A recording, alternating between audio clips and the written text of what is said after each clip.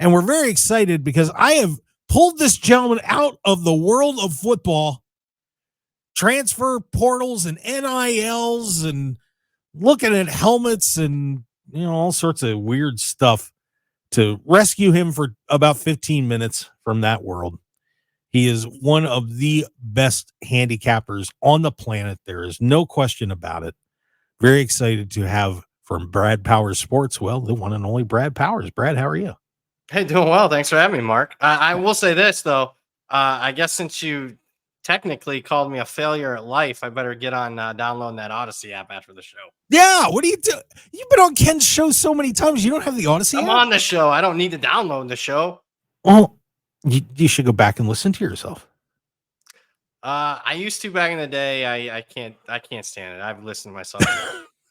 All good.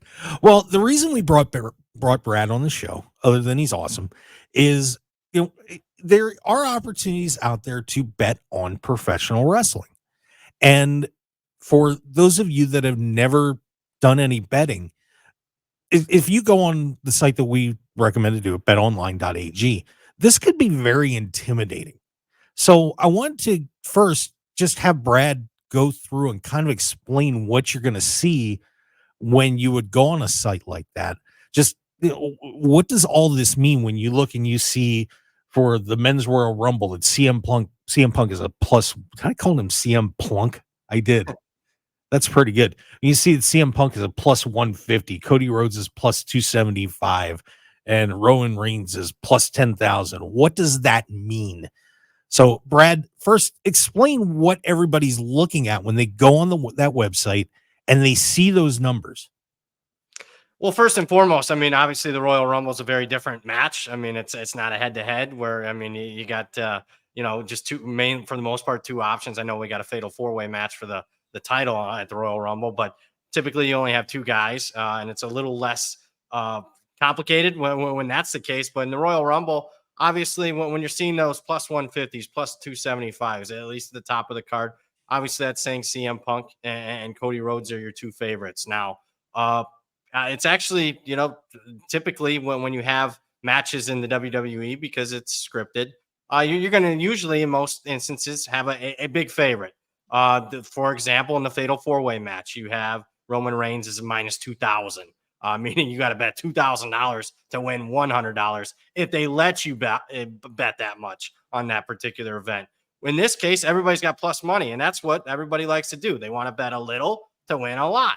So, but I'll say this: when betting wrestling is a cautionary tale, similar to when it comes to any other sport. Don't be betting your favorite wrestlers. Don't be betting, oh, I think this could happen or that could happen. I mean, maybe if you think you have inside information when it comes to a specific storyline in the WWE, I would say mainly follow the line movement as far as on the day of the event. Be careful that they don't close the event as far as the betting several hours beforehand. But this is the one, since it's a predetermined outcome, similar to kind of the NFL draft. I like betting favorites. I like betting stuff as far as a lot to win a little. Right now, to me, as far as if you're going to ask me to handicap the Royal Rumble, who I think is going to win it, I think CM Punk and Cody Rhodes makes the most sense. I will say, if you want to break it down and get into it, the injury to Seth Rollins, I think throws a little bit of a curveball into it. I mean, because is he going to be ready? Because it would have made perfect sense. CM Punk wins it. He announces he's going to fight Seth Rollins. I mean, that's why CM Punk's sitting there as a favorite. But then Seth Rollins going to be ready for WrestleMania 40? I'm not sure. So I would say avoid the Brock Lesnar's of the world, the Miz's of the world, the big long shots, MJF, unless you have inside information. I would be more at the top of the card. I mean, if you're betting anybody other than CM Punk and Cody Rhodes, maybe The Rock. I don't see that even. I think you're doing yourself a disservice, if that makes sense, Mark. So, for example, if you wanted to bet on CM Punk and it's a plus 150. Okay. So if I bet $100 on CM Punk, what would I get back? You would get your $100 back plus another 150. I should have broken it down in simplistic terms. You should have interrupted me, Mark. Oh, that's okay. But here's the issue. And here's why I didn't get into that too much. Maybe my account's flagged. But I went into it. I was thinking, hey, you know what? How much can I really get down on this? Because I haven't bet wrestling in a while. I get a cautionary tale for myself. I didn't read this is several years ago. I didn't read the fine print and got hurt pretty bad on a disqualification type thing where I lost a lot of money. We can get into that a little bit, but I looked, hey, how much can I, Brad Bowers, bet CM Punk right now? You know what I could bet? $4 to win $6. So if you're Yeah. thinking you're going to bet this wrestling, I know that CM Punk's going to win the Rumble. That's fine. You're not going to become rich overnight betting a lot of this stuff. They're because they are predetermined outcomes. You have very low limits, at least for a guy like myself. So yeah, in a perfect world, you'd like to bet at least $100 on this. You would get back your $100 bet plus another 150. Yeah, it's usually, just so you know, usually they do keep these very small bets. You're not going to be able to go and bet $100,000 on any of this stuff or No. anything like that. They do keep it very low.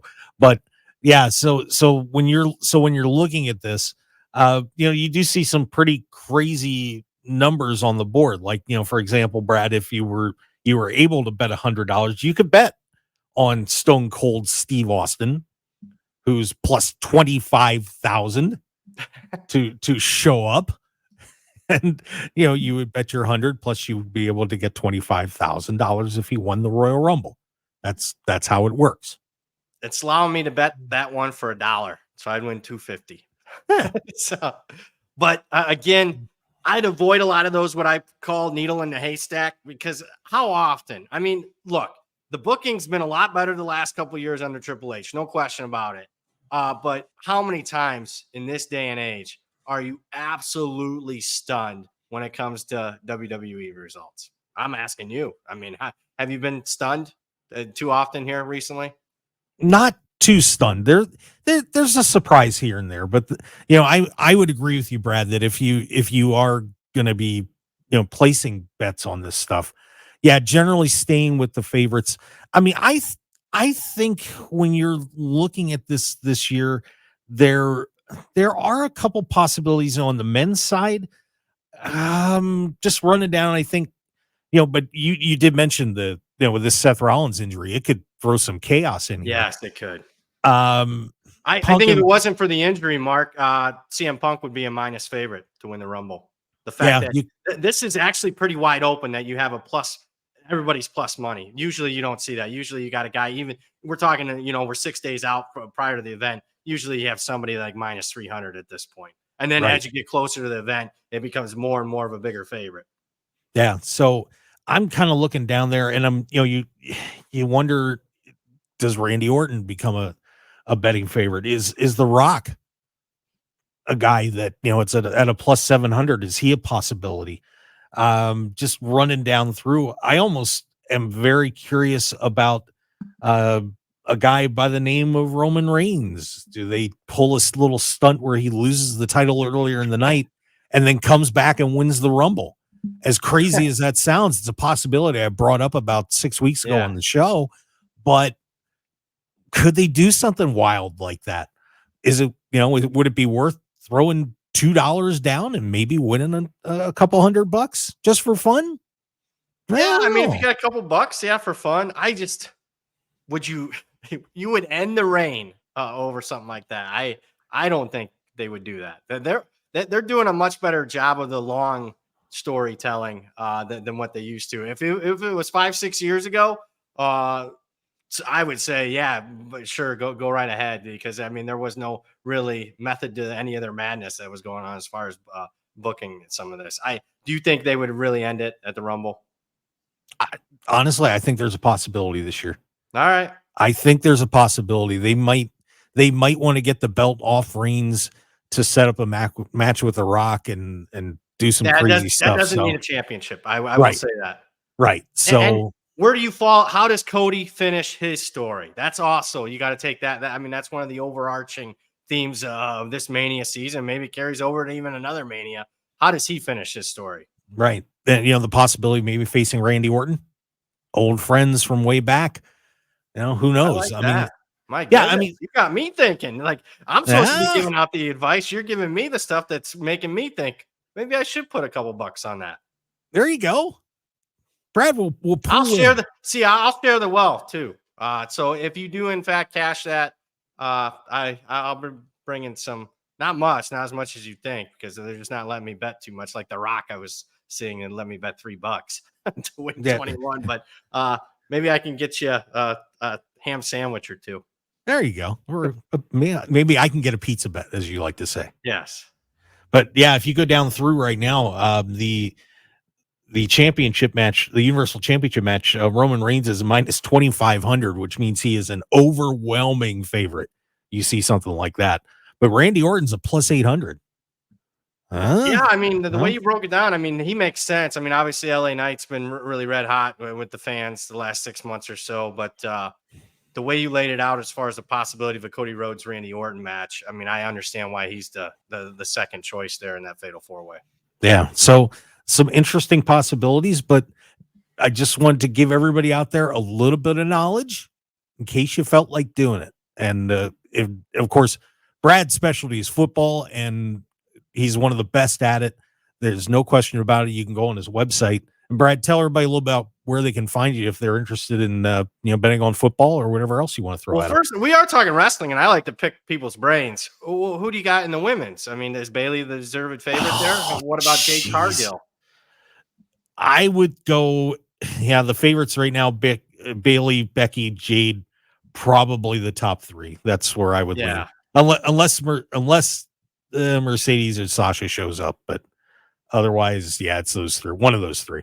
So, all right. Yep, that's what I got. I see how I turn that around, try to get inside info from the insider himself. Yeah, I mean, if you want to follow me on Twitter, I always tell people to go to Twitter, Brad Power 7 or X or whatever you kids are calling it these days. And if you like what you see there, you can head on over to the website, bradpowersports.com. There you go. Well, Brad, hey, I want to thank you for taking the time out to come on the show. I appreciate it. It's your second appearance.